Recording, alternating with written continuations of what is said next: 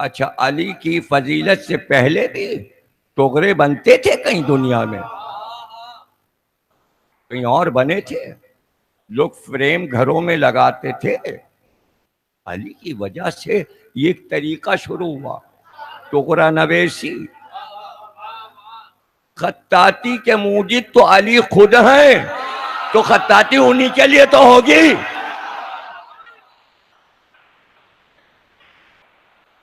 جتنے خط ہیں رائج میں خط کوفی، سب کے موجد علی ہیں۔ اس موضوع پر بھی کتاب ہے کہ رسول اللہ نے خود کبھی نہیں لکھا، ہمیشہ علی سے کہا تم لکھو، لیکن اکثر و بیشتر علی سے کہتے رہتے تھے علی خیال رکھنا بسم اللہ الرحمن الرحیم کا سین ذرا کھینچ کے لکھنا، اب تک کھینچ کے لکھا جا رہا ہے۔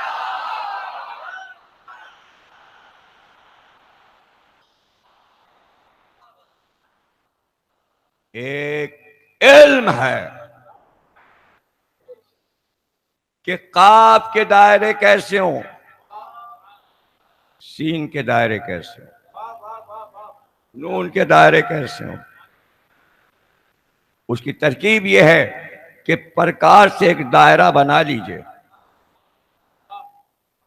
اور اس دائرے کے اندر سین کے شوشے لکھ کر قلم دائرے پہ چلا دیجئے، اسی میں نون آئے گا، اسی میں قاف آئے گا، اسی کے اندر فے آئے گا۔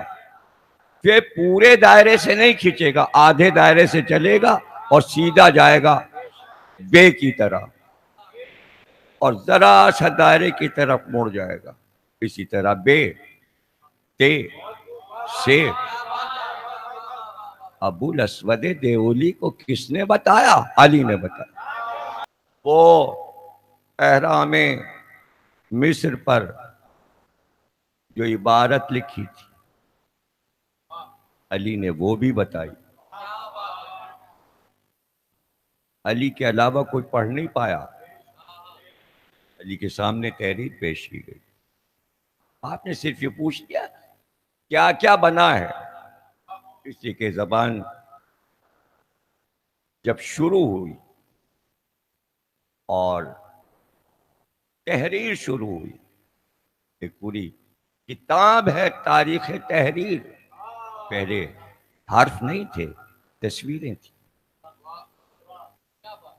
علی نے کہا تم بتاتے جاؤ احرام مصر پہ جو پتھر لگے ہیں ان پہ تصویریں کیا ہیں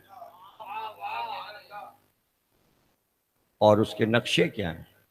علی نے کہا فلاں فلاں قبل مسیح یہ اس طرح تعمیر ہوئے۔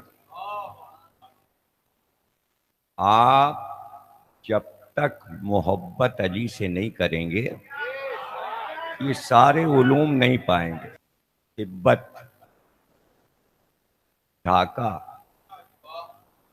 جسے بنگلہ دیش کہتے ہیں، تبت کہتے ہیں کٹ جانے کو، کٹ جانا، ٹوٹ جانا۔ پہاڑی سلسلہ ہمالیہ کا جہاں سے کٹتا ہے اس ملک کو تبت کہتے ہیں، اسی کو عربی میں تبت کہتے ہیں۔ تبت یدا ابی لہب،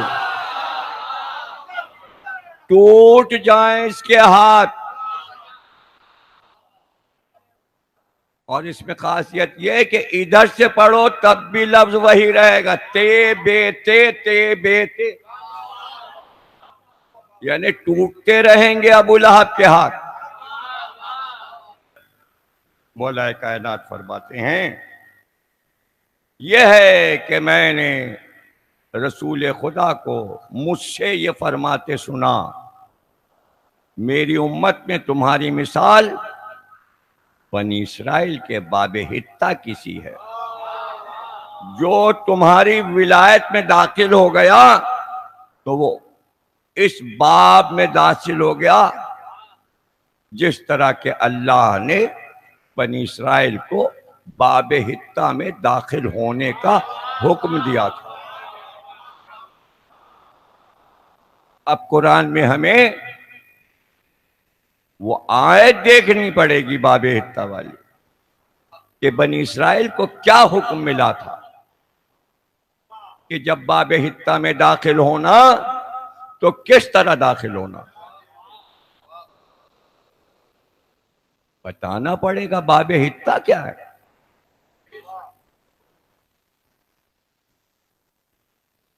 قوم چلی، آگے بڑھی، موسیٰ نے کہا اللہ نے حکم دیا ہے، اب باب حتہ آنے والا ہے،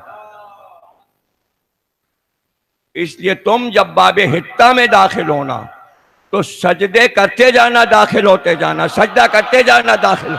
علی کہہ رہے ہیں کہ رسول اللہ نے مجھ سے فرمایا کہ جیسے باب حتہ میں بنی اسرائیل کو حکم ملا ہے سجدہ کرتے ہوئے جانا، ویسے ہی باب ولایت میں داخل ہونا ہے۔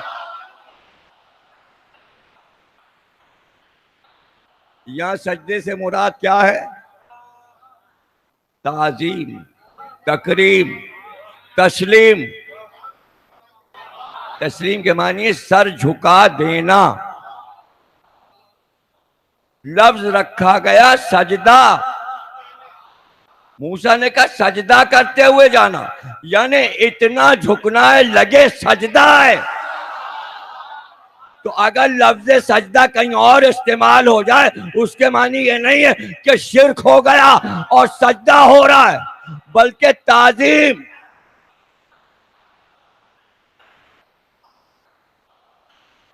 تعظیم، یہ باریکیاں رسول اللہ سمجھا کے جا رہے ہیں اور امت کے سمجھ میں نہیں آ رہا ہے۔